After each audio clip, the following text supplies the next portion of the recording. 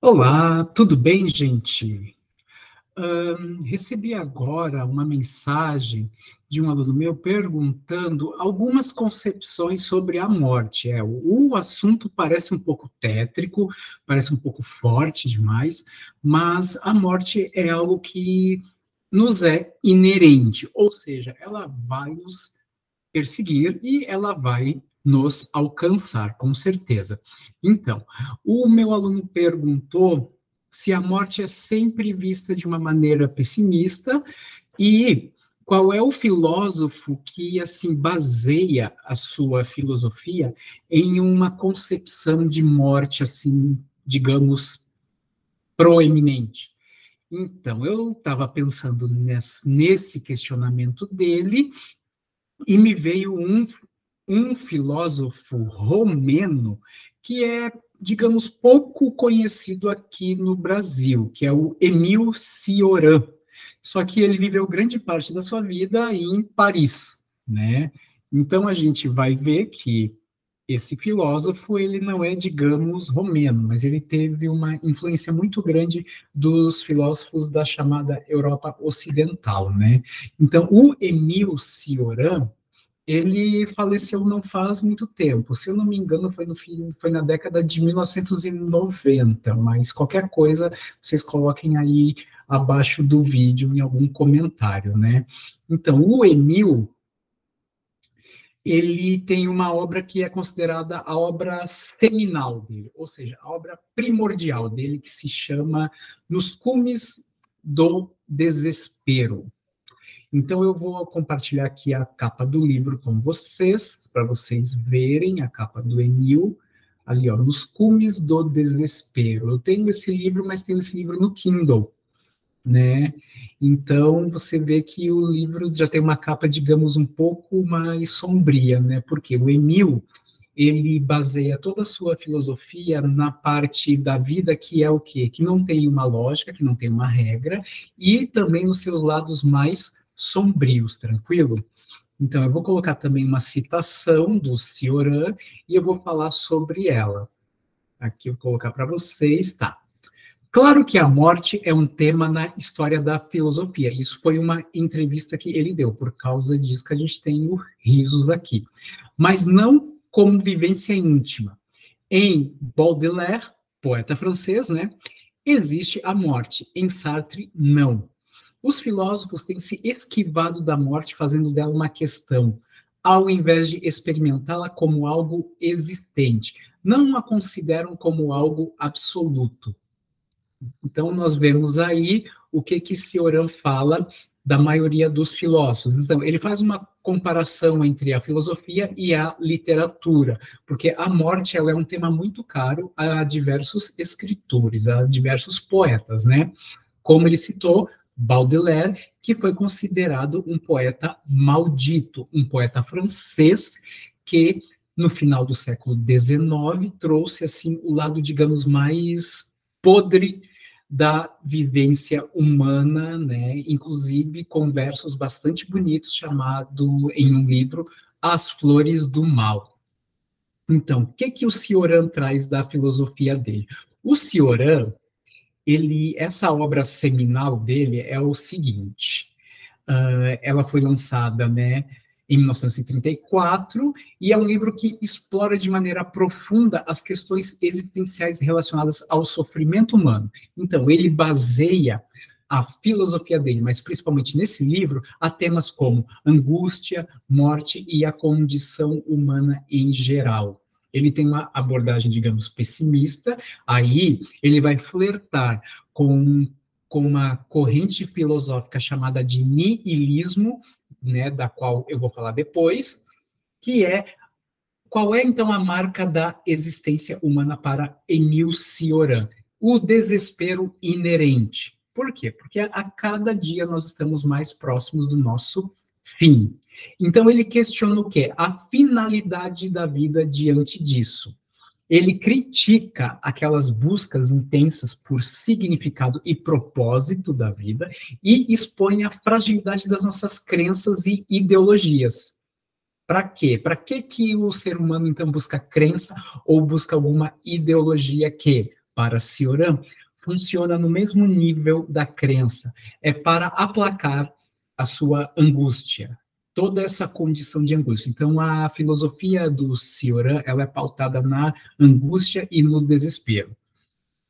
Então, esse livro é muito interessante porque ele trabalha com aforismos. Ele é escrito, portanto, numa linguagem literária, né? Então, o Cioran, ele não defende o desespero como uma resposta ativa à vida, mas como uma atitude de enfrentamento e de reconhecimento da nossa realidade. Ou seja, isso é algo que nos permeia, é algo que nos acompanha, né? Ele tem um tom lírico, apesar de tudo, né? Então nós vamos ver isso aí. Então, Cioran, muitas vezes, algumas obras que falam dele falam que o Cioran ele prega uma filosofia negativa, que é uma abordagem filosófica que se caracteriza por um pessimismo radical e uma visão profundamente crítica a tudo que é palpável, a tudo que é sólido, né?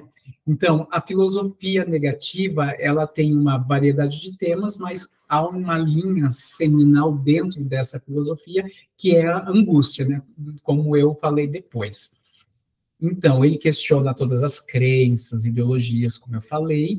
Então, a filosofia negativa não é uma defesa do niilismo absoluto ou da inação, ou seja, aquele estado de prostração, de assim, né, de você ficar parado esperando as coisas acontecerem.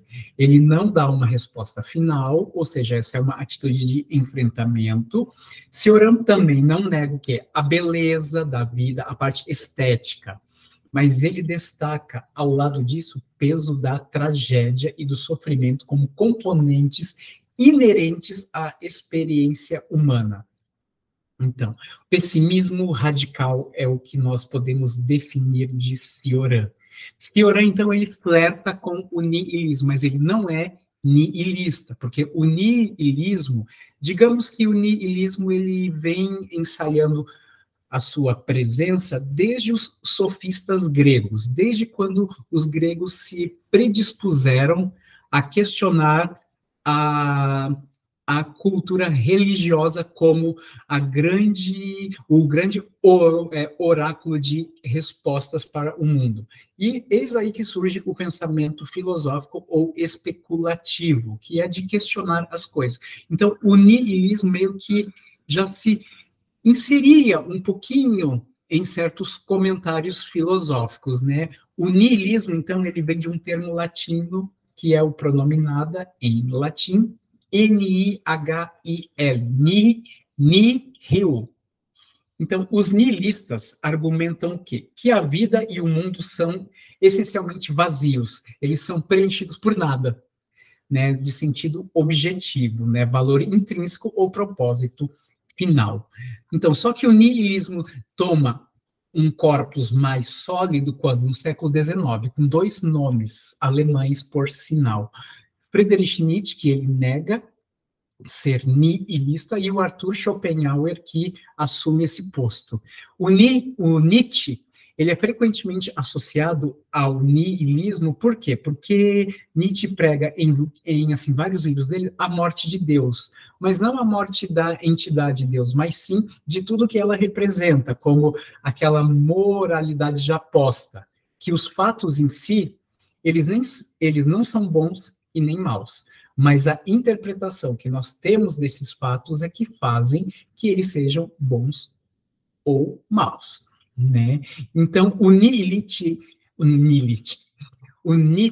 vê o nihilismo como um desafio a ser superado, uma oportunidade para a criação de novos valores e a afirmação do poder individual, ou seja, o conceito de super-homem de Nietzsche, quando ele supera o medo de julgamentos morais que são infrutíferos e aprisionam todas as potencialidades humanas. Agora, Schopenhauer falou que a vida humana ela é permeada pelo sofrimento por um único motivo, por causa do desejo. E é muito difícil se desvencilhar do desejo, né? Que o desejo humano é a fonte fundamental do sofrimento, e ele propõe o quê? renunciar isso para escapar desse ciclo de insatisfação e de dor. O niilismo também foi presente na literatura russa do século XIX, com Dostoiévski, né? E aqueles cenários, aquelas personagens que mostram que a vida não tem um propósito sólido, que é algo que vai meio que um barco à deriva. Né? Então, o niilismo não é o quê? Não é uma corrente homogênea, mas ele tem o quê? Esse tom de pessimismo, né? Esse tom de ceticismo, alguns mais fortes, outros mais atenuados, da existência humana. Né? Mas há um filósofo alemão que encara a morte como assim, ó, como uma questão para desenvolver a potencialidade humana. Georg Friedrich Hegel, ele aborda a questão da morte dentro do seu sistema filosófico, que é chamado de idealismo absoluto. Então, a morte, para Hegel, ela faz parte do processo dialético da vida. Dialético é quando a gente tem dois conceitos que estão trabalhando juntos. Muitas vezes esses conceitos eles se opõem de uma forma, digamos, feroz. Né? Então, a morte ela é necessária para a realização plena do espírito humano, ou seja, a morte ela vai nos incentivar a criar, a nos objetivar para assim fora, porque nós somos o quê? Seres subjetivos, mas nós buscamos nos objetivarmos, ou seja, nos colocarmos para fora para que as pessoas nos apreciem. Hegel, então, pensa dessa forma, que a morte, em última instância, ela impulsiona a consciência humana a transcender o seu estado finito e a buscar uma identidade mais profunda e mais universal. A morte, então, para Hegel, ela é transformação. Tranquilo, meus amores? Espero que tenha dado tudo certo, então. Um beijo.